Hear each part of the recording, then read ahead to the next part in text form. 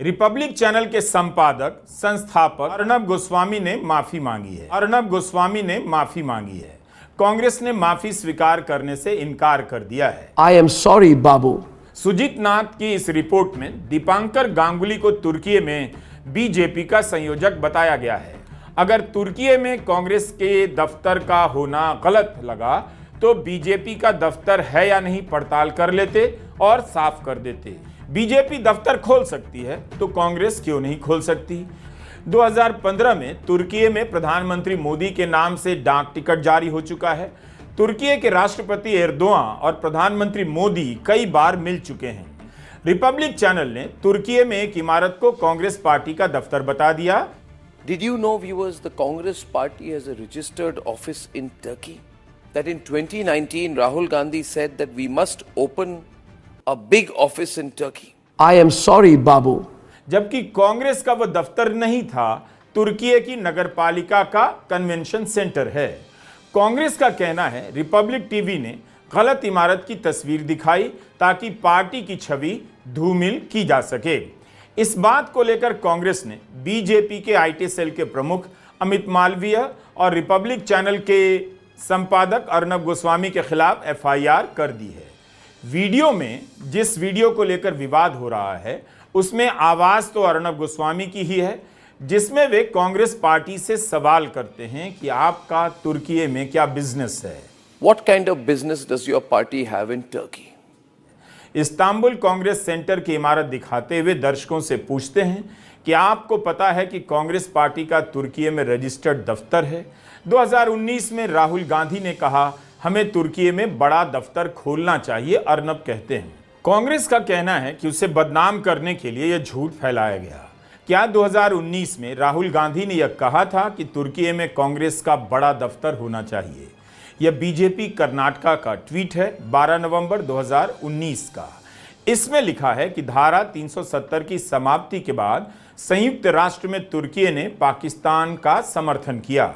भारत का साथ देने के बजाय सोनिया गांधी और कांग्रेस ने तुर्की में दफ्तर खोला है। क्या राहुल गांधी भारत विरोधी ताकतों के साथ मिलकर साजिश कर रहे हैं? अगला दफ्तर पाकिस्तान में खोलेंगे। बीजेपी कर्नाटका ने यह दावा किस आधार पर किया, हमें इसकी पुष्टि जानकारी नहीं मिली। इस बयान की भी पुष्टि की जानी चाहिए और ऐसा कहा होगा तो इसमें क्या गलत है, इस पर बहस होनी चाहिए। 2015 में तुर्की में प्रधानमंत्री मोदी के नाम से डाक टिकट जारी हो चुका है।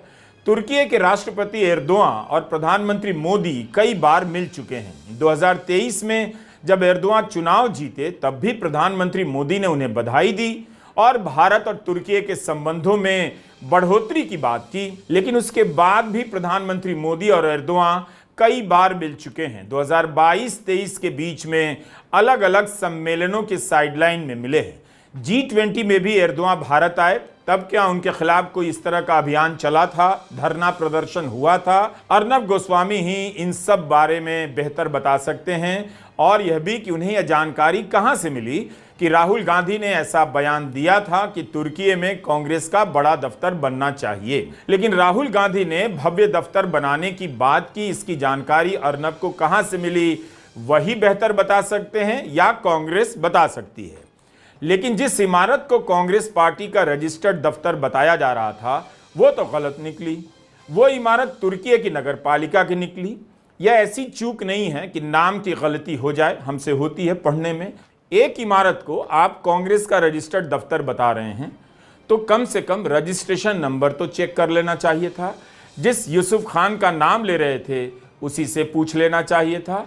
2014 में प्रधानमंत्री मोदी के सत्ता में आते ही दुनिया के 50 से अधिक देशों में बीजेपी का दफ्तर खोलने की खबर मिलेनियम पोस्ट में छपी है। सुजीत नाथ की इस रिपोर्ट में दीपांकर गांगुली को तुर्की में बीजेपी का संयोजक बताया गया है। ऑल्ट न्यूज के पत्रकार मोहम्मद जुबैर ने इनका एक पुराना टीवी इंटरव्यू भी खोज निकाला है, जिसमें इनके परिचय में लिखा है कि ये ओवरसीज फ्रेंड्स ऑफ बीजेपी के तुर्की चैप्टर के संयोजक हैं। इनके बारे में उसी मिलेनियम पोस्ट में लिखा है कि आप बंकिम चंद्र चटर्जी के प्रपौत्र हैं, ग्रेट ग्रैंडसन हैं। तुर्की में क्या कर रहे हैं, वहां क्यों हैं? अब आप भारत आ जाइए, यहां अपनी गारमेंट फैक्ट्री लगाइए, मेक इन इंडिया में योगदान दीजिए। अगर तुर्की में कांग्रेस के दफ्तर का होना गलत लगा तो बीजेपी का दफ्तर है या नहीं पड़ताल कर लेते और साफ कर देते। अर्नब गोस्वामी यह सवाल अगले किसी शो में पूछ सकते हैं कि तुर्की में जो भी बीजेपी का काम कर रहा है वह तुरंत अपनी गारमेंट फैक्ट्री छोड़कर भारत आ जाए और यहां की बेकार हो रही फैक्ट्रियों को चलाए। अर्नब को उन सब का नाम लेकर भारत बुलाना चाहिए, आओ आओ करना चाहिए।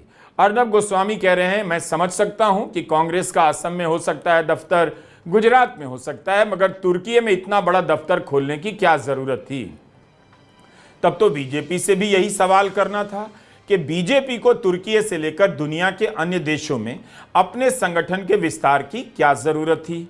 आपको याद होगा ऑस्ट्रेलिया में रहने वाला Balesh Dhankhar overseas friends of BJP से ही जुड़ा था, जिसे 5 महिलाओं को बेहोश कर उनके साथ बलात्कार करने के मामले में 40 साल की सजा दी गई है। मामला जब बाहर आया तब ओवरसीज फ्रेंड्स ऑफ बीजेपी ने उससे किनारा किया। क्या गोदी मीडिया ने बालेश धनखड़ को लेकर कोई बड़ा कार्यक्रम किया था? प्रधानमंत्री मोदी के साथ बालेश धनखड़ की तस्वीरें हैं, क्या उन तस्वीरों को लेकर सवाल पूछा गया था? कांग्रेस ने जब एफआईआर कर दी और जैसे ही एफआईआर की सूचना पहले आ गई तो झट से रिपब्लिक टीवी ने एक बयान जारी कर दिया और कहा, जैसा कि मैं पढ़ रहा हूं, तकनीकी त्रुटि के कारण डिजिटल डेस्क पर एक वीडियो एडिटर द्वारा एक इमारत को तुर्की में कांग्रेस कार्यालय के रूप में दर्शाने वाली एक गलत छवि का अनजाने में उपयोग किया गया। यह क्लिप 15 मई 2025 या उसके बाद अर्नब गोस्वामी के डिबेट शो पर प्रसारित नहीं की गई और ना ही इसे ऑन एयर किया गया। अनजाने में हुई यह त्रुटि लाइव शो समाप्त होने के बाद हुई और इसे डिजिटल प्लेटफॉर्म पर चलाया गया। हम ईमानदारी से और बिना शर्त त्रुटि के लिए खेद व्यक्त करते हैं। इस सफाई को लेकर कुछ सवाल किए जा सकते हैं। क्या वीडियो एडिटर पर जिम्मेदारी डाल दी गई है? उसे बलि का बकरा बनाया जा रहा है? श्रेय लेने के समय तो संपादक और एंकर आगे आ जाते हैं, जब सवाल उठता है तो वीडियो एडिटर को सामने कर दिया जाता है। ऐसा नहीं होना चाहिए। रिपब्लिक टीवी का कहना है कि अर्नब गोस्वामी के मेन शो में वीडियो नहीं चला, डिजिटल प्लेटफॉर्म पर गलती से चल गया, लेकिन उनकी आवाज तो सुनी जा सकती है जिसमें वे तुर्की में कांग्रेस का दफ्तर होने की बात कर रहे हैं। पूरी चेन होती है वीडियो देखने की, सुपरवाइज करने की। क्या वीडियो एडिटर ने अपनी मर्जी से वीडियो डाउनलोड करके लगा दिया? इसका जवाब हम नहीं दे सकते। आपको बता दें कि इसी वीडियो क्लिप को बीजेपी के आईटी सेल के चीफ ने ट्वीट कर दिया और लिखा कि क्या आप जानते हैं कि तुर्की में कांग्रेस का दफ्तर है? अमित मालवीय ने यह भी लिखा कि दुश्मन का दोस्त भी दुश्मन होता है। फेक न्यूज़ के कई स्तर होते हैं, इसमें अतिरेक को भी शामिल करना चाहिए। बढ़ा चढ़ाकर किए जाने वाले दावों को भी फेक न्यूज़ की किसी कड़ी में देखना चाहिए।